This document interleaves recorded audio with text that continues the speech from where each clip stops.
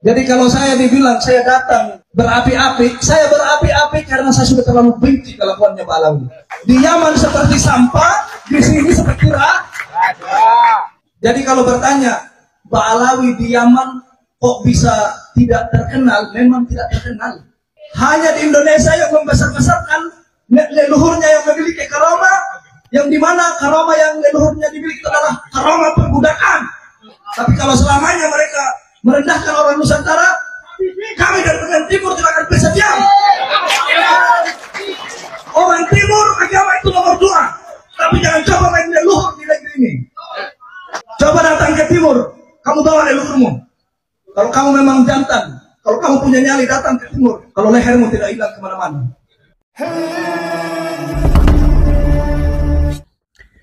Halo saudara-saudara sekalian, balik lagi bersama saya, dan di episode kali ini saya akan menghadirkan satu video yang cukup menarik dan saya berharap kiranya ini diviralkan.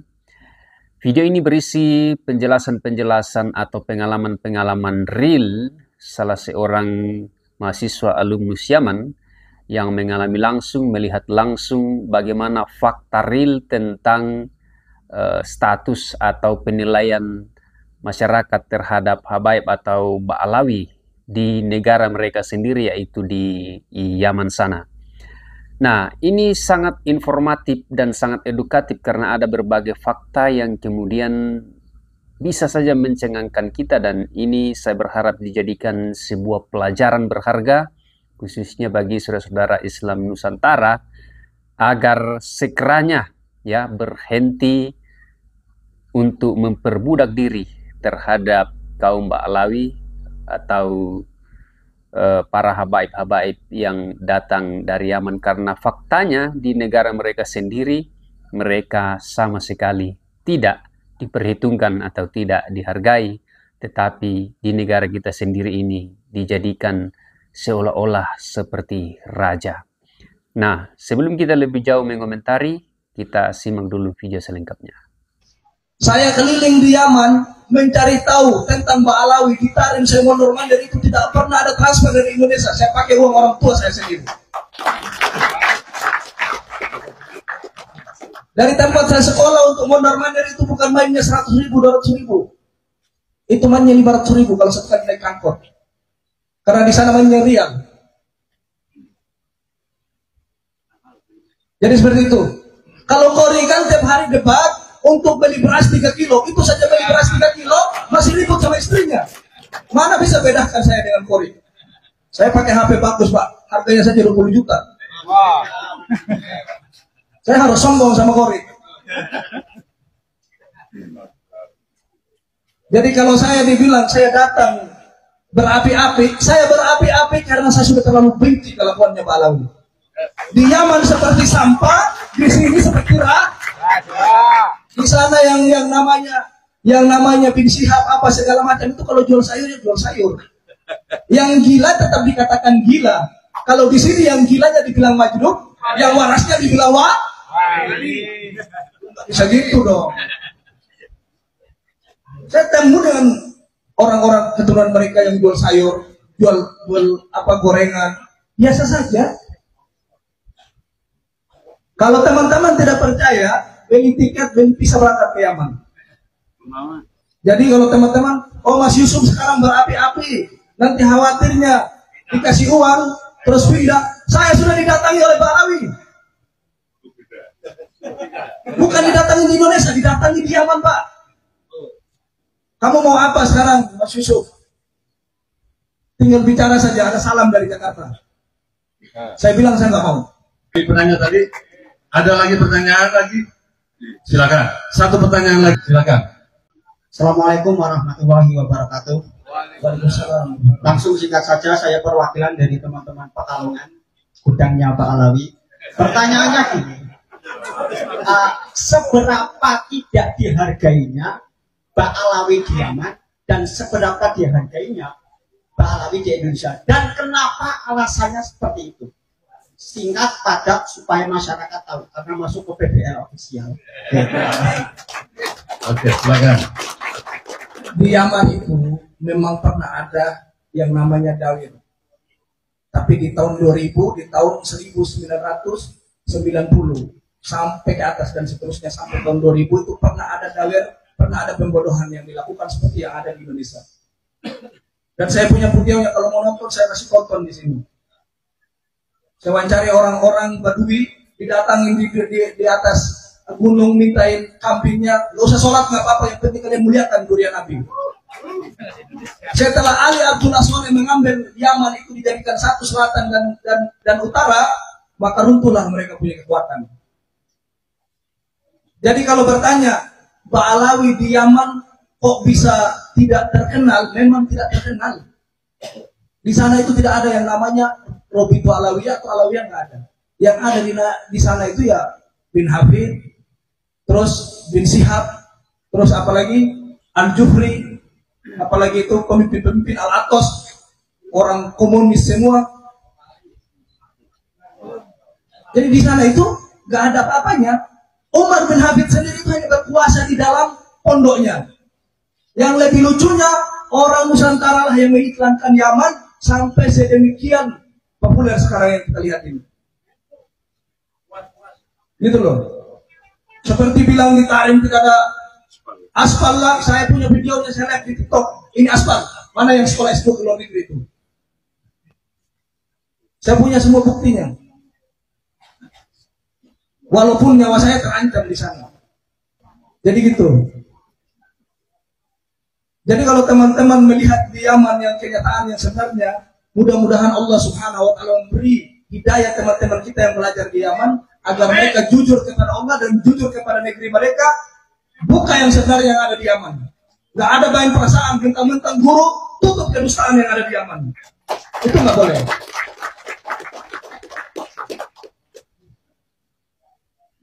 Jadi hanya di Indonesia teman-teman yang adanya perbudakan, yang adanya pembodohan, yang adanya main leluhur. Di Yaman tidak ada main leluhur. Berdiri sama tinggi, duduk sama rendah. Itu prinsip di Yaman.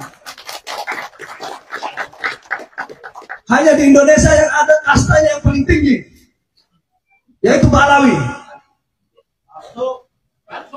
Hanya di Indonesia yang membesar-besarkan leluhurnya yang memiliki karomah, yang dimana karomah yang leluhurnya dimiliki adalah karomah perbudakan. Tidak pernah Wali Songo mengajarkan kita karomah untuk berbudakkan diri kepada Wali Songo. Tapi pendatang menceritakan dia punya karomah untuk membudaki orang Nusantara. Itu kita harus garis bawahi. Harus rungkat. Gak boleh nggak? Kalau mereka mau jujur, kembali duduk sama rendah, berdiri sama tinggi, bertobat kepada Allah, ngakui dengan durian Nabi, kita hidup bareng-bareng. Tapi kalau selamanya mereka merendahkan orang Nusantara, kami dari Pemilihan Timur tidak akan bisa diam. Orang Timur agama itu nomor 2, tapi jangan coba main leluhur di negeri ini. Makanya orang Timur mendapatkan nomor 1 toleransi terbaik di Indonesia ini.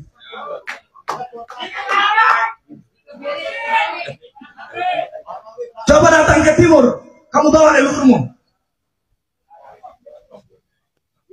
Kalau kamu memang jantan, kalau kamu punya nyali datang ke Timur, saya punya leluhur tinggi, sembah leluhur saya. Kalau lehermu tidak hilang kemana-mana.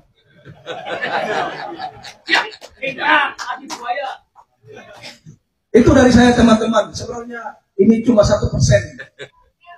Tapi memang ini karena saking emosinya saya, yang saya alami di Yaman adalah 0, di Indonesia seakan-akan raja. Jadi kebawa emosi. Jadi mohon maaf kepada Pak Kiai, kepada teman-teman semuanya. Sudah nggak tahan. Saya di Yaman sudah begitu tahan. Saya memang harus melekat di Indonesia. Saya sudah berjanji. Saya ini orang Pak, pengen dibakar saya. Saya ngisi kemarin di Lombok hampir dibunuh saya. Karena mereka tidak pernah takut sama Allah, tapi mereka takut, mereka punya nasab rungkat. Itu yang ada pada diri mereka. Jadi itu mohon maaf semuanya, saya cukupkan. Mudah-mudahan ini ada sekilas Satu pertanyaan lagi. Silakan ke depan. Langsung saja ya, kita dibelalakan mata kemarin oleh Kiai Haji Muhammad Sukarno SHMH bahwa selama ini ternyata secara konstitusi para kabin Dobolowi itu ya tukang dobol kan, bahasanya al-kadab, kalau bahasa Jawanya kan dobol. Saya orang Jawa pakai bahasa Jawa. Itu ternyata masih WNA, artinya bukan pribumi. Kalau dari DNA-nya kan sudah bukan orang Yaman, dan secara kultur sebenarnya Pak Alwi ini di Yaman itu pribumi atau juga sebagai pendatang, biar kayak Rohingya nanti. Baik Pak, itu ya teman-teman, di Yaman itu suhrawan istihadah bahwasanya Yaman, orang Ba'alawi ini adalah pendatang dari Irak dan Iran. Mereka bukan penduduk asli Yaman.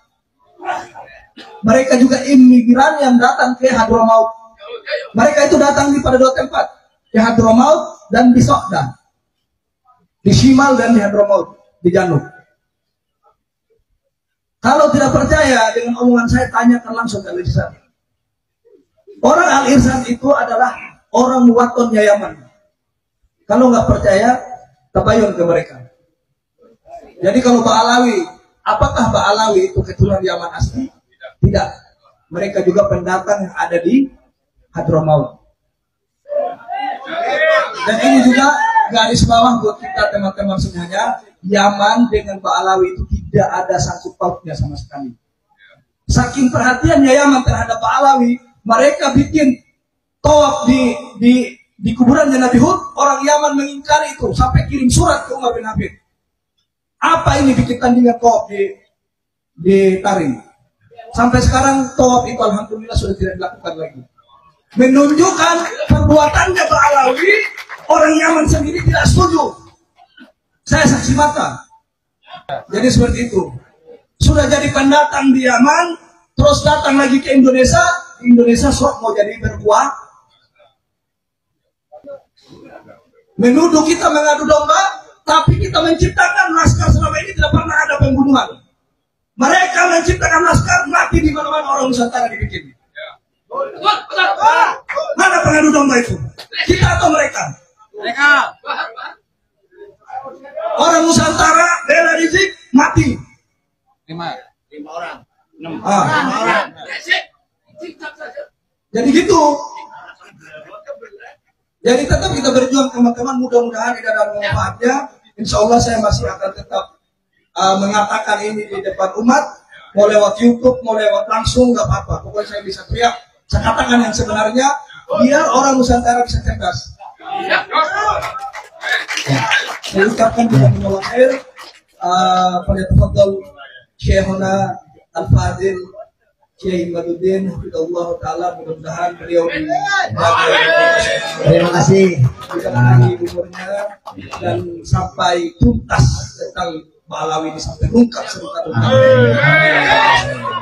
Nah, bagaimana pandangan dan tanggapan Bapak Ibu terkait dengan penjelasan atau keterangan-keterangan yang telah disampaikan oleh salah seorang mahasiswa asal Indonesia, alumnus Yaman tersebut, terkait dengan informasi atau fakta real di sekitar para Ba'alawi? Kiranya ini menjadi bahan edukasi informatif bagi kita untuk semakin menjadi Islam Nusantara tidak perlu diperbudak atau memperhamba diri kepada mereka yang berasal dari Yaman, karena faktanya kita jauh lebih bermartabat dibandingkan dengan mereka di negara mereka sendiri.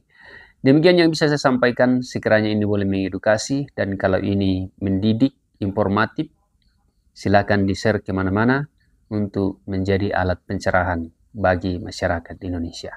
Sampai jumpa.